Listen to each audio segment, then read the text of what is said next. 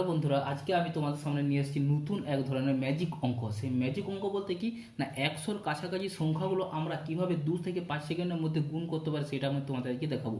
দেখো, আমি আমার স্ক্রিনে তোমরা দেখতে পাচ্ছ যে 96 সাথে 92 গুণ করে 8832 হয়েছে। এই নর্মাল প্রসেসে তোমরা যদি গুণ করো প্রায় 25 থেকে 30 সেকেন্ড পর্যন্ত লেগে যেতে পারে, কিন্তু আজকে তোমাদের দেখাবো এই গুণটাই কিভাবে খুব কম সময় আমরা করতে পারি।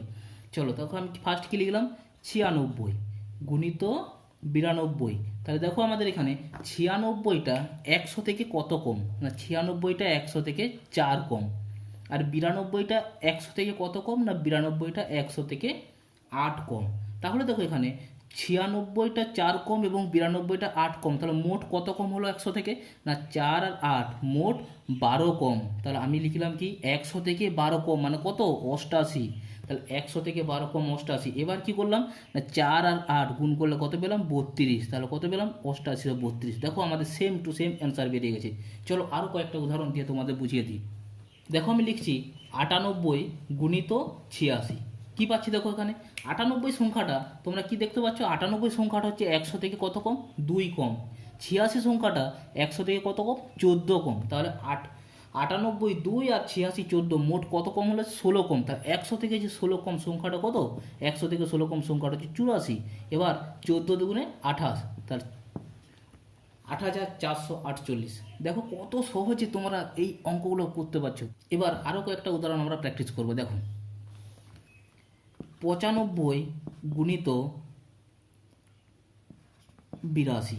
তাহলে 95, এই যে সংখ্যাটা দেখতে পাচ্ছ, এই 95 সংখ্যাটা কত কম 100 থেকে না, 100 থেকে হচ্ছে 5 কম। আর 82 সংখ্যাটা 100 থেকে কত কম না, 18 কম। তাহলে মোট 18 আর 5 23 কম। তাহলে 100 থেকে 23 কম সংখ্যাটা কত, 77। তাহলে 100 থেকে 23 কম সংখ্যাটা হচ্ছে 77। এবার আমরা কি করব, 18 সাথে 5 গুণ, 18 সাথে 5 গুণ করলে 90, 18 5 90। তাহলে কি করলাম ফার্স্ট না, এটা হচ্ছে 100 থেকে 5 গুণ, এটা হচ্ছে 100 থেকে 18 গুণ, এটা হচ্ছে 100 থেকে 5 কম, আর এটা হচ্ছে 100 থেকে 18 কম। তাহলে মোট কত কম, 23 কম। তাহলে 100 থেকে 23 কম করলে কত হয়, 77। তা 77 এবং কী করলাম আমরা, 18 আর 5 90। তা 77টা বসালাম আর 90টা, কত উত্তর বেরোলো, 7790। এবার আমি কি করবো না, 100-র উপরে যে সংখ্যাগুলো আছে সেই সংখ্যাগুলো একটু গুণ করে দেখি আমাদের উত্তর মিলে কিনা। দেখো আমি লিখছি কি 107 গুণিত 109। তাহলে আমি কি লিখলাম এখানে, আগে যেমন করলে কি 100 থেকে কত কম, এবার কি করব 100 থেকে কত বেশি। তাহলে এটা 100 থেকে কত বেশি, 7 বেশি। এটা 100 থেকে কত বেশি, 9 বেশি। তাহলে মোট 100 থেকে কত বেশি হলো, 9 আর সাথে 16। তাহলে 100 থেকে 16 বেশি মানে 116। এবার কি হচ্ছে 7 আর 9, 7 9 গুণ করলে কত হয়, 63, 11,663। এবার আরও দেখি 2-4টা উদাহরণ আমরা প্র্যাকটিস করি। ধরো আমি লিখলাম 108 গুণিত 112। তাহলে আমি কি পাচ্ছি দেখো, এই 108 এই সংখ্যাটা 100 থেকে 8 বেশি, আর 112 সংখ্যাটা আমাদের 100 থেকে 12 বেশি।